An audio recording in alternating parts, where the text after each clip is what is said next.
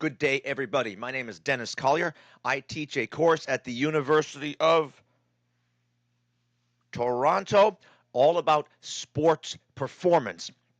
And I thought it would be super fun here to make a video identifying the top performing Blue Jays in team history, position by position. That's right, I'm going to name my all time Blue Jays lineup, starting with the battery.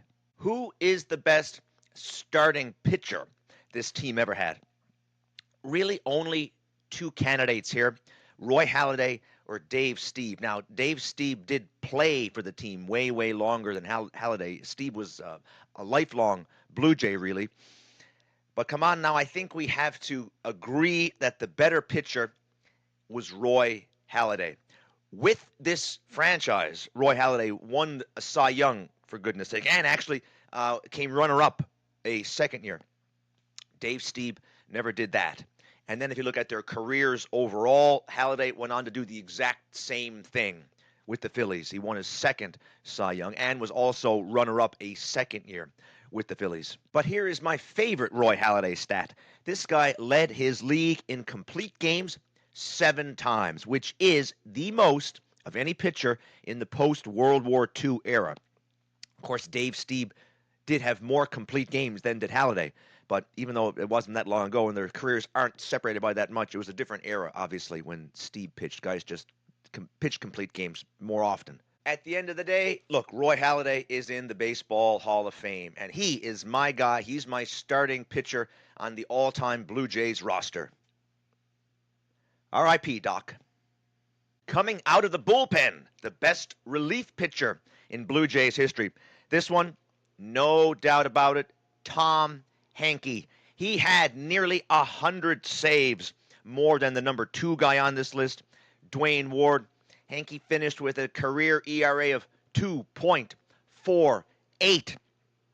Wore glasses when he pitched, which kind of reminded you of your dad when you were a kid. Although Henke had a way cooler nickname than any dad could ever have, the Terminator. For all these reasons, give me Tom Henke as my closer. And who are they going to be throwing the ball to at catcher? It's got to be Ernie Whitt, an original Blue Jay from 1977, and he went on to catch way more games than anybody else did for this franchise. In fact, he is more than double in terms of games played, the number 2 catcher on this list, and accordingly, Ernie Whitt holds virtually every significant offensive statistic for catchers in Blue Jay history. Never mind all of the guys' incredible contributions to Canadian baseball post playing days. All day long, I will take Ernie Whitt as my catcher. Okay, let's start working our way around the infield, starting at first base. And for my all-time Blue Jays first baseman, I am going to take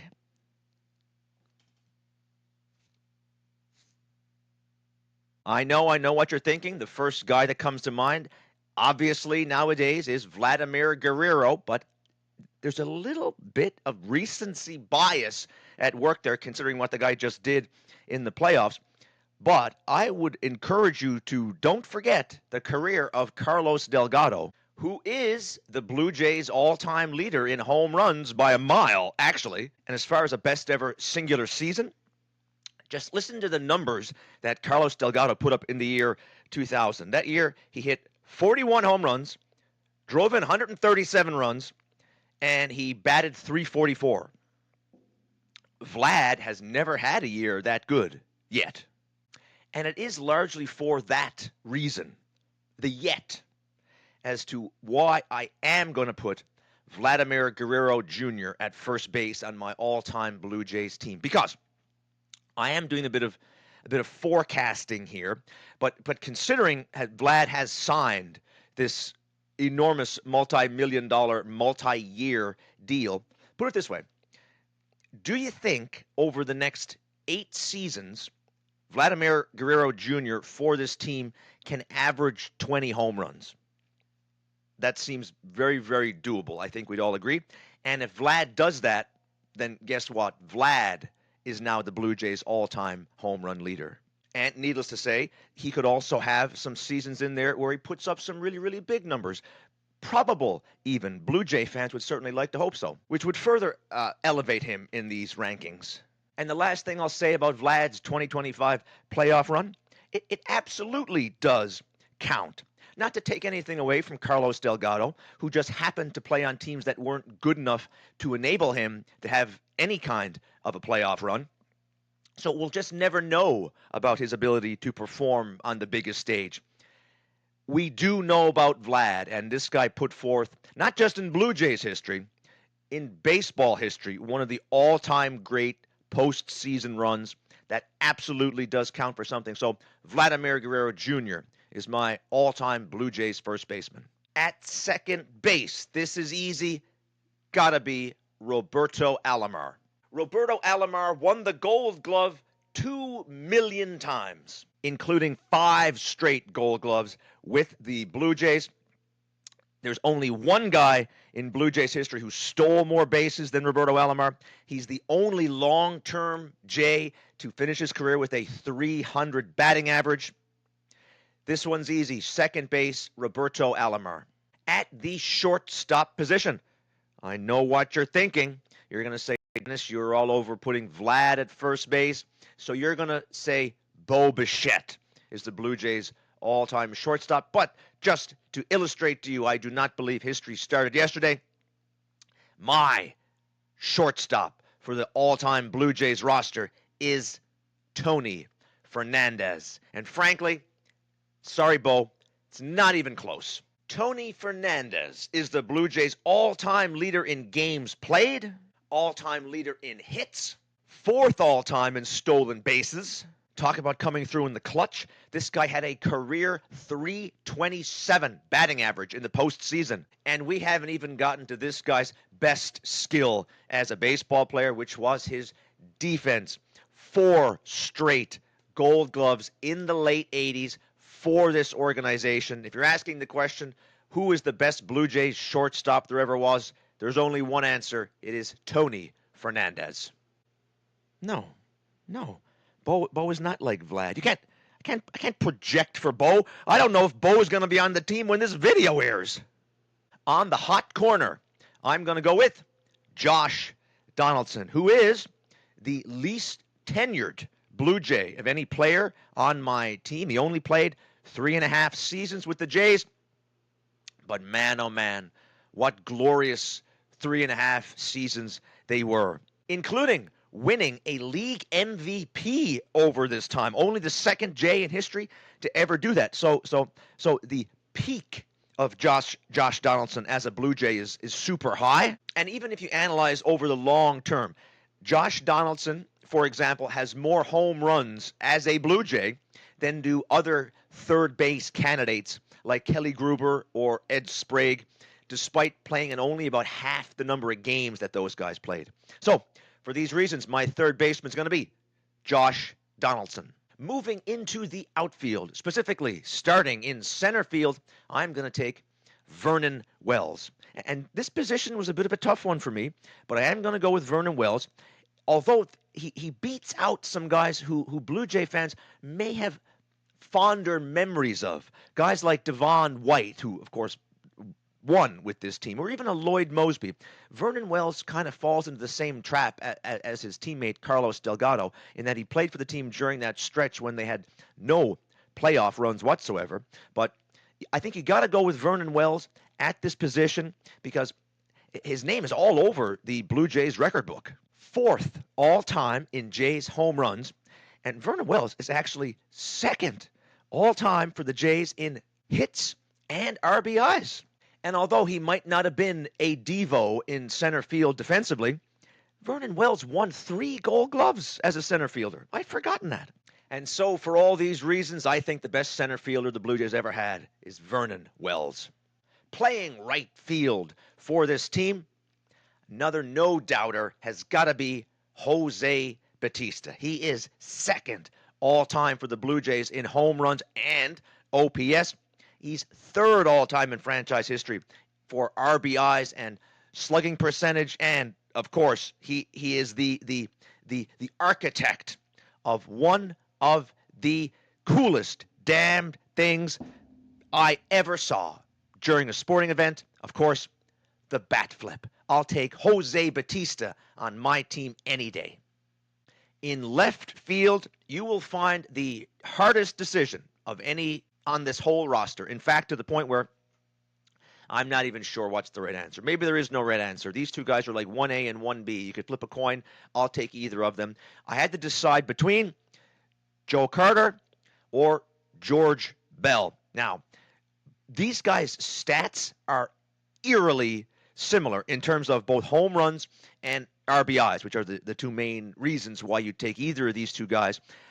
Carter, however, achieved those numbers in playing about a season less games than did George Bell. So I'm going to lean towards Joe Carter. He did, of course, also have the home run, which elevates him on this list.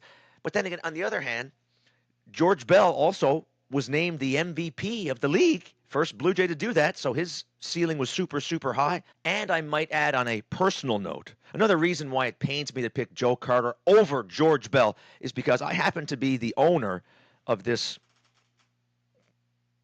awesome George Bell starting lineup figure circa 1987 or 1989, one of those 2 years. Look at that. Look how cool that is. But sorry, George. I am going to go with Joe Carter in left field.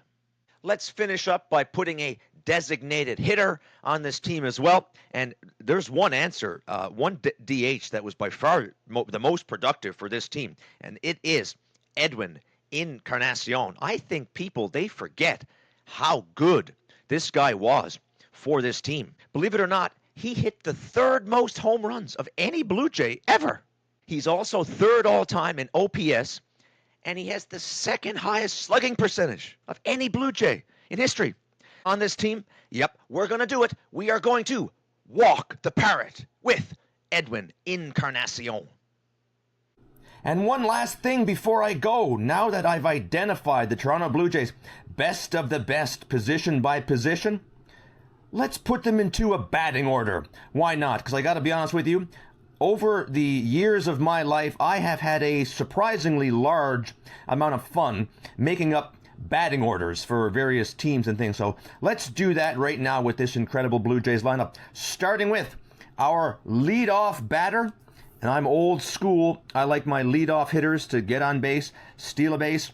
Leading off for the all-time Blue Jays is going to be Roberto Alomar. Batting second on this team, I'm going to put the third baseman, Josh Donaldson. Batting number 3, hey, my old buddy here, Vladimir Guerrero Jr. The highest batting average, by the way, of anybody on this roster not named Roberto Alomar is Vlad.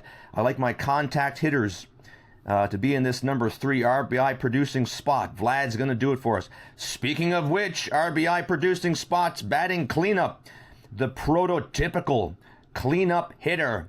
Batting 4th, Jose Batista. Batting 5th, speaking of RBIs, Joe Carter is going to bat 5th for us, an RBI producing machine, for goodness sake, over the course of his career. Batting in the 6th spot, let's go with Edwin Encarnacion. Batting 7th on this team. Let's put a switch hitter in here. As you see, there's a lot of righties. A lot of righties in this lineup. So let's put in Tony Fernandez to switch hit and screw up those opposing pitchers. Why not? Batting number 8, back to another righty. In center field, we're going to go with Vernon Wells. And batting number 9, the spot where I found myself batting, usually when I played. So much so I renamed this spot the double leadoff to make it sound more important. But in our number 9 spot on the all-time Blue Jay roster, the only natural left-handed hitter we have, our catcher, Ernie Witt. And that is going to do it. That is the all-time Blue Jays batting order. And look at this team. Oh my goodness, if we could ever have such a team, what a good day it would be for everybody.